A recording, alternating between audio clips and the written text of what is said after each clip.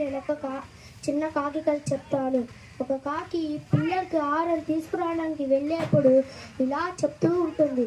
బిడ్డలారా, నేను ఆహారం తీసుకురావడానికి వెళ్తున్నాను. అది దేవుడు ఇస్తేనే నేను వెళ్ళే కార్యం సఫలమయ్యేలాగా మీ దేవుడు సరిపెట్టండి అని కాకి అమ్మ పిల్లలకి చెప్పింది. పిల్లలు పక్కపక్క నవ్వి అమ్మ పిచ్చి విశ్వాసం కాకపోతే అని అనుకున్నారు.